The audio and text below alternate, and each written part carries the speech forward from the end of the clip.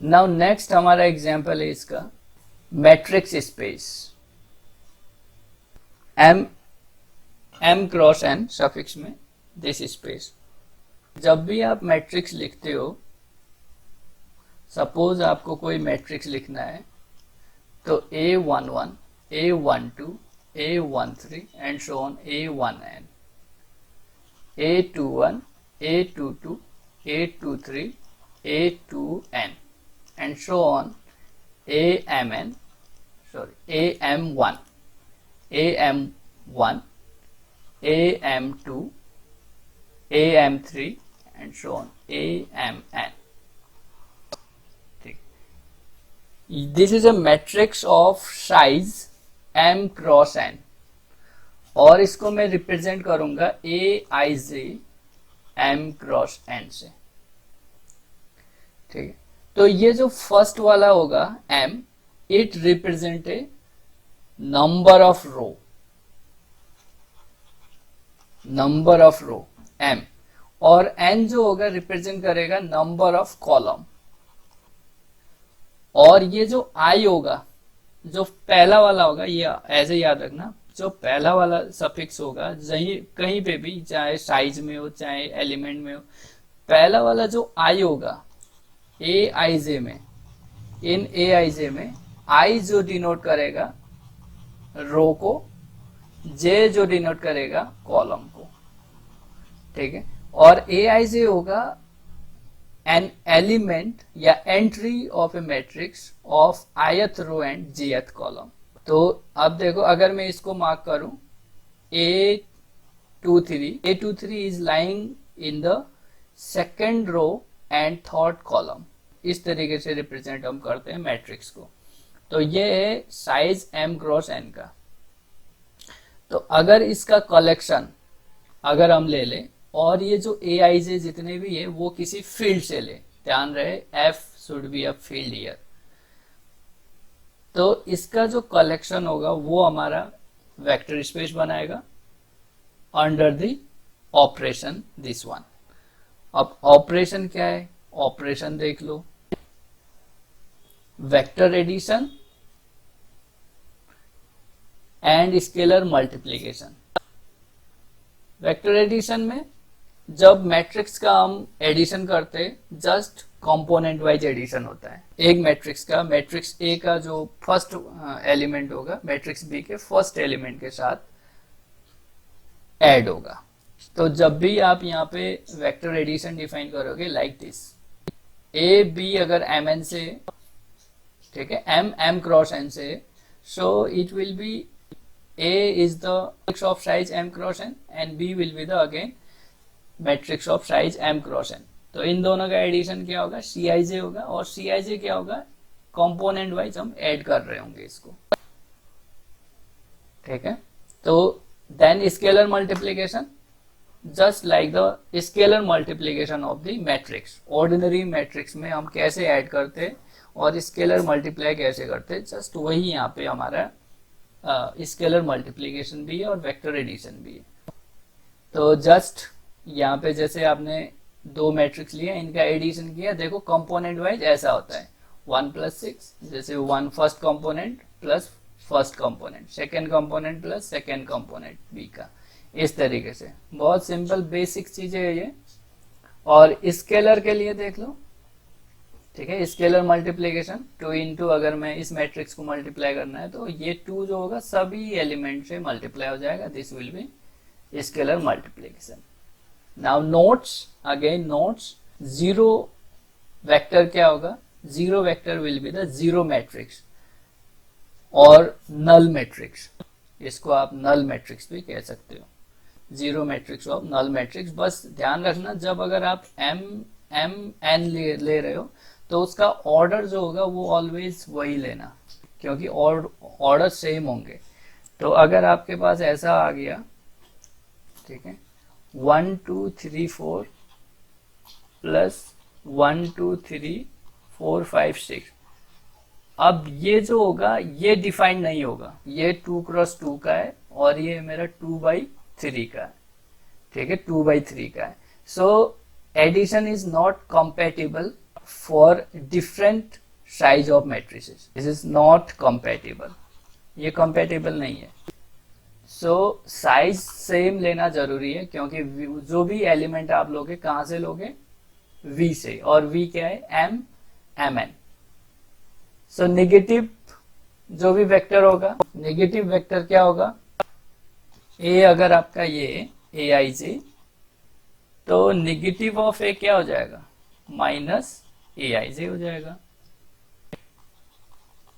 ठीक है, minus Aij, क्योंकि जब ऐड करोगे इन दोनों को वो जीरो दे देगा सिंपली। तो this is the negative of this A, vector A। Then exercise के क्वेश्चन है 2, 3, 4, सिंपल है, ठीक है। 2 में तो 0 वेक्टर लिखना है 3/4 का, क्या ये तो देखो सिलेबस में तभी जो एक्सरसाइज के क्वेश्चन है 1.3 से स्टार्ट किया है उन्होंने, तो 1.2 के सारे क्वेश्चन कर लेना, बहुत इजी है, क्योंकि बेसिक्स होना बहुत जरूरी है। ऑब्वियसली ये 1.2 से भी क्वेश्चन आ सकते हैं, राइट हो सकते हैं, तो इसको स्किप नहीं कर सकते हम, तो आप क्वेश्चन जरूर लगाना इसके, बहुत सिंपल क्वेश्चन है, नहीं होता है तो आप मेरे से पूछ लेना, बहुत इम्पोर्टेंट है ये। आपको सारे इम्पोर्टेंट है, जितने भी हम ये स्पेस कर रहे हैं examples, they all are important, क्योंकि बस इन्हीं से रिलेटेड ही पूछेगा वो।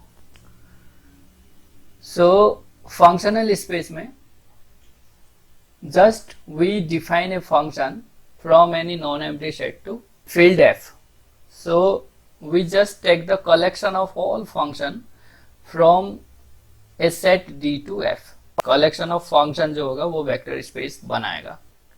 यहाँ पे जो हमारा जो ऑपरेशन है vector addition, just pointwise addition, you can say here this is the point wise addition, f plus gx, f plus g of x is equal to fx plus gx, and scalar multiplication of course जो function में हम scalar multiply करते हैं वो, ठीक है, बहुत simple है ये। अब हमने यहाँ पे f of d comma f, थोड़ा सा नोटेशन यहाँ पे हमने लिया है, f को इस तरीके से डिनोट किया है, this gives us the collection of all function, ये जो बनाएगा फंक्शनल स्पेस, ठीक, दोनों हमने डिफाइन कर लिया।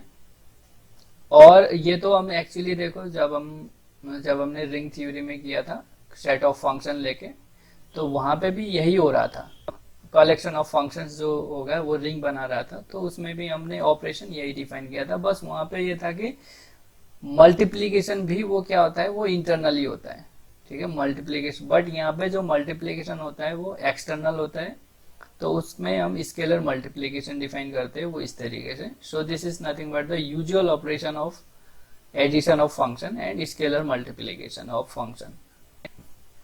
एक जस्ट एग्जांपल है ये, collection of the all real valued function on a some set S, this form a vector space over R. तो जब आप देखो दो, एक्चुअली क्या होगा, दो फंक्शन का अगर सम करोगे it will be function, sum of two function is function, वो कुछ और तो नहीं आएगा ना, फंक्शन ही आएगा। और ऑफ कोर्स जो f और g होगा एक ही डोमेन में डिफाइंड होगा s में, तो उनका एडिशन भी उसी डोमेन में फंक्शन ही होगा, so that the addition will be well defined. So similarly, scalar multiplication. So some note here again, notes.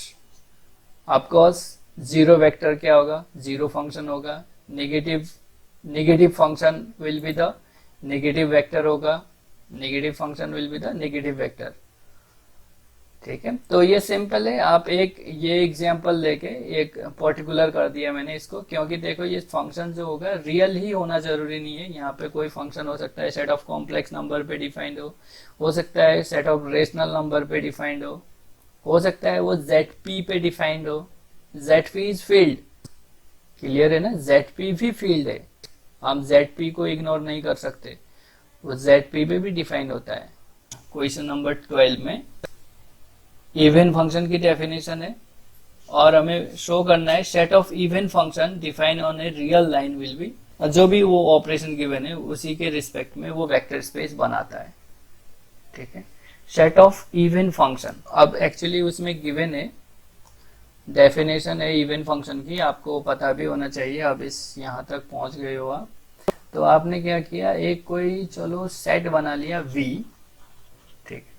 ये जो फंक्शन ले रहा हूं f, ठीक है।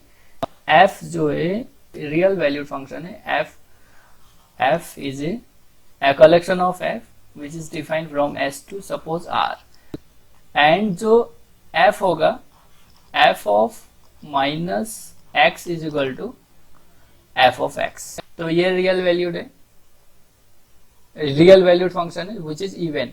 तो मेरा जो फील्ड है वो है R, तो V